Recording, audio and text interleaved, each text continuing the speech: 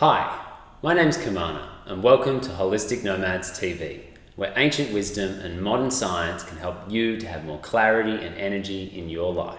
And today's topic is a question and answer that comes from Anonymous, and it says, what are the best natural ways to treat Candida? So before diving into the treatments, let's look at what is Candida. Candida is a fungus and it naturally lives in the colon of every person. So it's meant to be there. It's okay in healthy amounts, meaning a small amount in the colon that's wrapping up the final pieces of digestion and it hasn't become excessive and out of control. Yet when it becomes out of control, it can spread into all parts of the digestive tract, up into the mouth, into the sinus cavities, throughout the blood and the rest of the body, across the skin, the nails, the hair, and it creates a lot of different disorders, from inflammation to lethargy to mucus problems to fogginess. There's just so many things that Candida could be influencing inside the body. So here we need to start looking at, okay, if we're going to treat Candida, the first thing is, why did something that was naturally meant to be there in the colon become excessive and grow throughout the whole body? So let's look at the cause first. And in Ayurveda, they have a 6 stages of disease model. The first stages of disease happen with accumulation and aggravation. So we're going to narrow in on that in relation to the doshas. What was accumulating? A dosha was accumulating. Vata, Pitta or Kapha could influence and cause Candida. Kapha being the most likely to cause Candida because Candida is a fungus and Kapha is damp, wet and moist. It likes sweet type things. These are Kapha dominant things and that would feed the Candida fungus. The next most likely dosha to influence Candida overgrowth is Vata because of its cold and irregular nature in the digestive tract, improperly digesting foods and those half-digested byproducts making it to the colon, so then the Candida fungus overgrows and spreads throughout the system with the poor metabolism of Vata. And the third one could also be Pitta that still gets Candida fungus problems because of a hot, damp environment. This hot, damp environment could make the thriving of the fungus. So let's have a look at those individual doshas and the different ways that they could be creating an imbalance in the digestive tract, allowing accumulation and Candida overgrowth. So we're going to start with Kapha. It's most likely that some form of Kapha excess has led towards a Candida overgrowth. So when a Kapha excess comes about, the first thing we look at is sweet, damp, moist, overeating, heavier type foods. So sugars, pastries, flour products, any of these could really influence a Candida overgrowth. So make sure that we're choosing whole foods and not processed foods, that if we are having heavier, damp foods like cheese or dairy or meat, that we're counterbalancing those with lighter foods, leafy greens, well-cooked vegetables, steamed vegetables, and we'll be able to create a nice balanced nature within our food process then. The third one is a sedentary lifestyle. Kapha will get aggravated through not enough exercise and sedation, accumulation of byproducts that are not getting metabolized and moved. So make sure that you're getting a daily exercise. And when I look at these 3 doshas, I don't just think body type, oh, I'm a Kapha body type. Kapha excess is happening to every person at different times, easily through food and time of day. So exercise, best time to exercise, Kapha time of the day, between 6 and 10 a.m. If every person is exercising there, you're treating the excess Kapha that could build up for so many people, especially the springtime. Make sure you get it in and balance that Kapha before it influences some form of Candida problem. The second dosha that's most likely to influence a Candida type problem is Vata. And we'll look at the first one here. Vata influences the mind and the nervous system the most. And when we go through emotional stress, then that directs energy away from the digestive tract, directs blood circulation away from the digestive tract. It doesn't function as well, meaning you'll get half-digested byproducts. It'll lead down to the colon and stimulate a Candida overgrowth. The second one is antibiotics. Although everyone is affected by antibiotics, if Vata is high, then the rebuild of the bacterial flora will be much slower than other people. So if you've taken antibiotics, you'll need to be aware, especially if Vata is dominant, either the Vata dominant time of the year, the winter, or in your body type, then be aware Vata could be part of the causative factors there.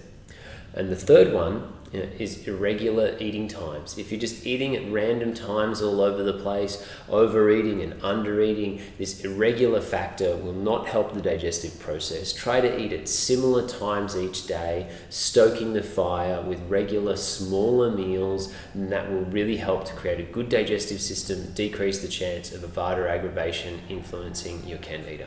And the third one is Pitta. It's less likely that Pitta will create a Candida type imbalance in the body, yet it still could happen. If it's going on with Pitta, it's because there's fermentation that's going on within the system.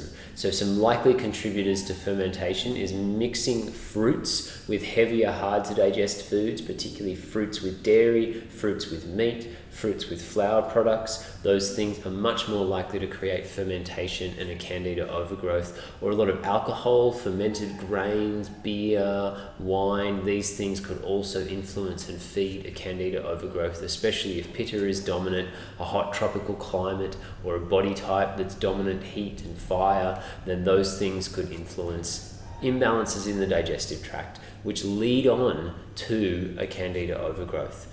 To summarize the doshas, if you want to know more on those, then check out our Agni type test. We'll link that up in the show notes. Also our Ama test, our Agni and Ama test. Ama is like half digested byproducts. When there's a lot of Ama, then the body will naturally feed fungus, bacteria, parasites, and other things inside the system. So those two tests can narrow in off the dosha, if the dosha is the most specific cause for you, or if Ama is the most specific cause for you.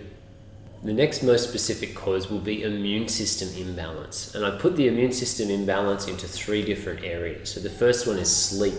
Going to bed early and waking up early is so important for the immune system. If you're not going to bed before 9:30, 10 each night, then you're missing out on some of the best sleep hours to really improve immune function. The studies have shown that the white blood cells are most active in people that go to bed before 9 p.m. and it's this 9 to 11 p.m. period where the white blood cells will repair and rejuvenate the body. It's your immune system that's working to balance Candida inside the body, so you want to get those sleeping hours on. The next one is addictions. If you have any addictive habits, drinking coffee every single day, smoking, alcohol, drugs, any of these, then they will start to influence the immune system function.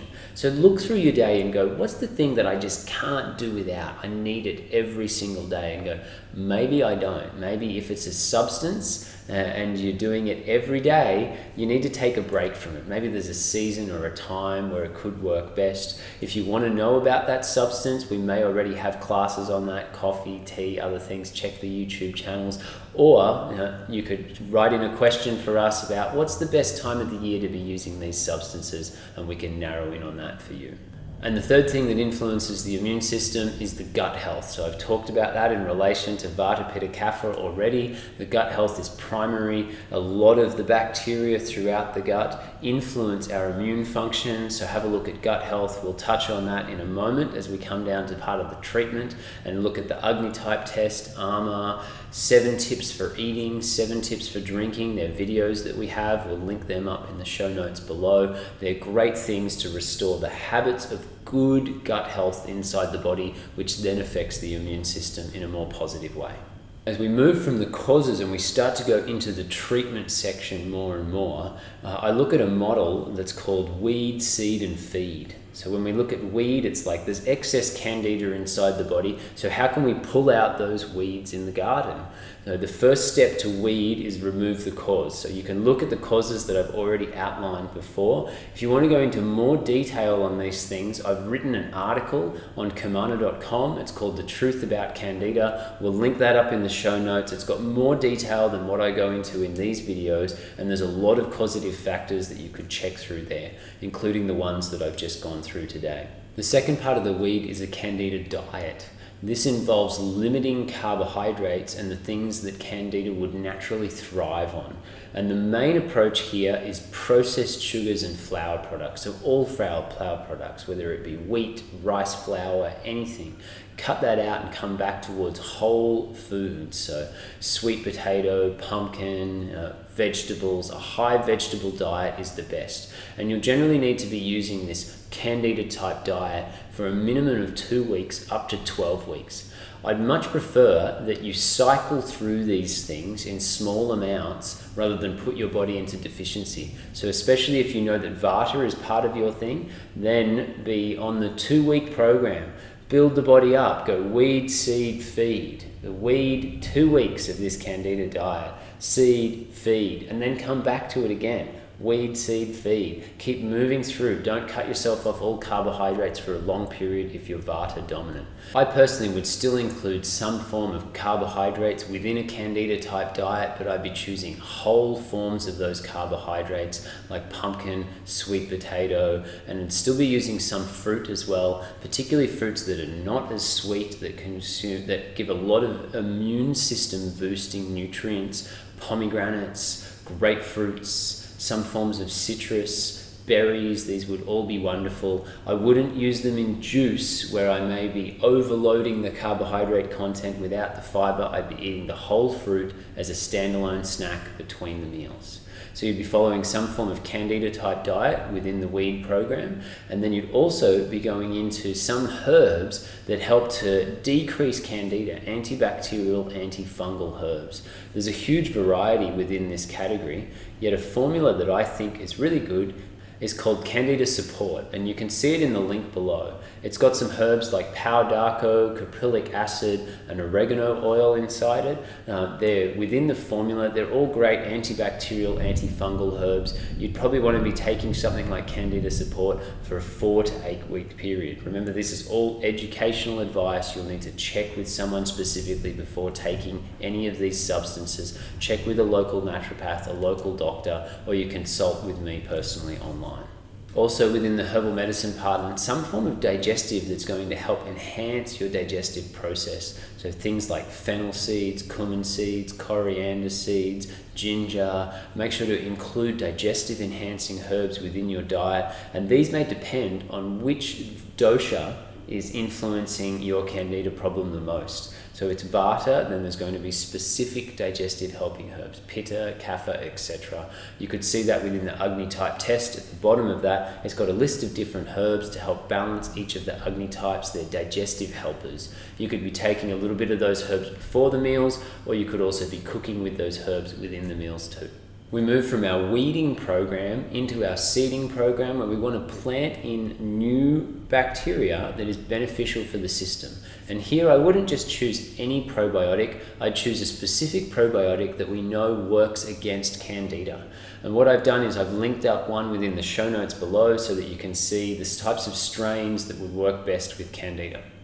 So we've gone through our weed and our seed program, and now we come to our feed program. And this has 2 different avenues as we go into the feed.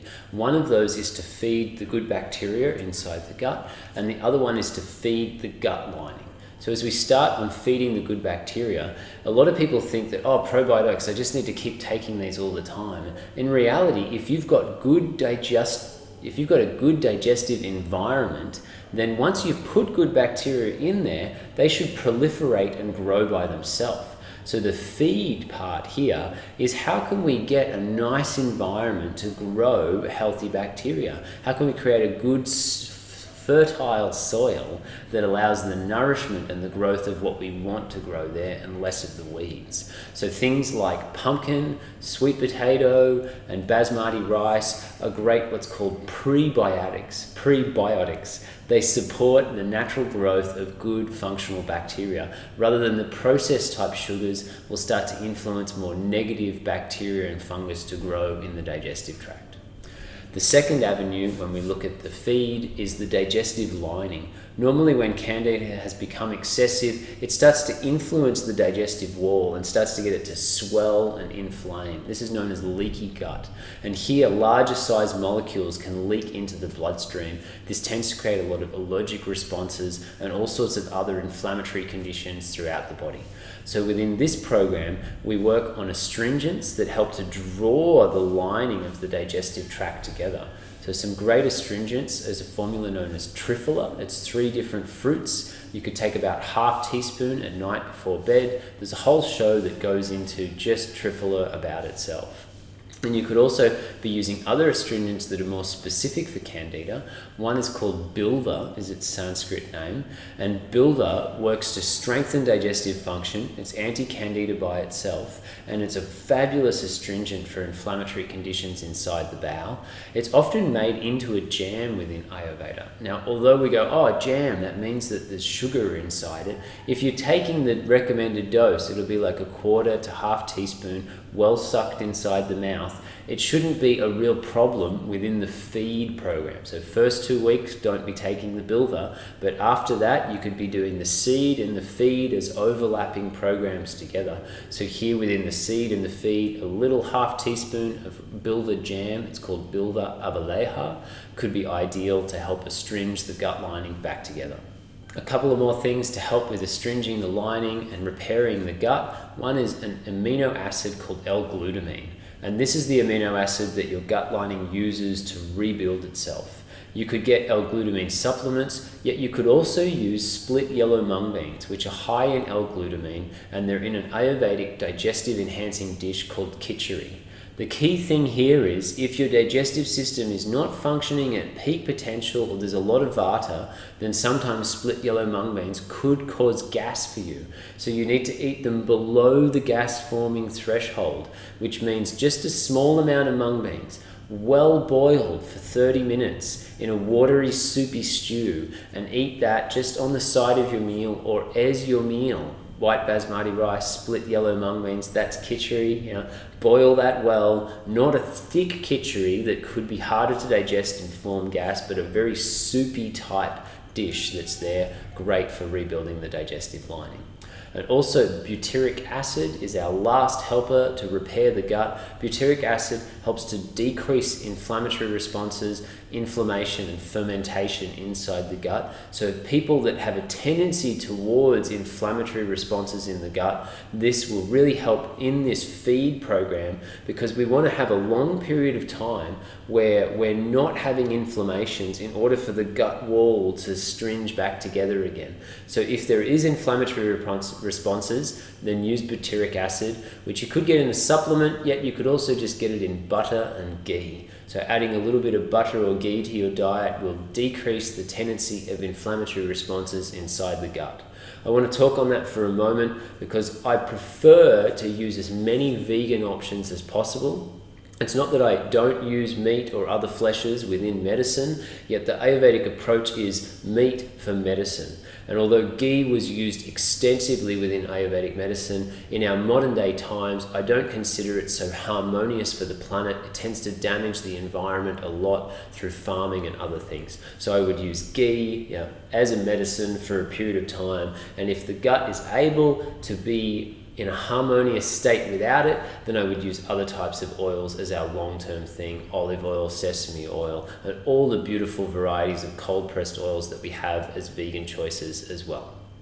So I hope that helps with your question there. I know there's many layers to helping with Candida here, so it might be a little bit confusing at first, yet don't lose hope. Just go, okay, what's my first 3 things right now? Keep it simple. Start out at, let's do the Agni type test and find out what dominant Agni type I am, and start adding in some beneficial herbs that are good for my digestive tract.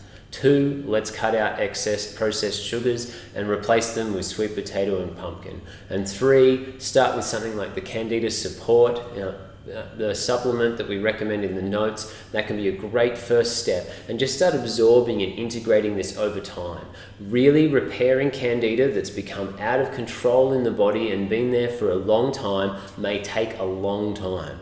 Don't expect that you can do it all in one 4-week or 12-week program. Come at it many times. Let the body repair, let it adjust, come back to balance again, and come at it again. Don't lose hope. Keep going through it, and I'm sure you'll get there. Also, be sure to check out the article I've written on Kimmana.com, The Truth About Candida. There's a lot more information in there as well. I hope this class has been beneficial for you, and if it has, maybe share it with others who it could also help out too. If you've got any questions for something personal related to yourself, then we'd love to help you out and create some specific steps on your path to health. You can submit your questions on holisticnomads.com/ask, and be sure to subscribe to the YouTube below so you'll be notified when your question is answered.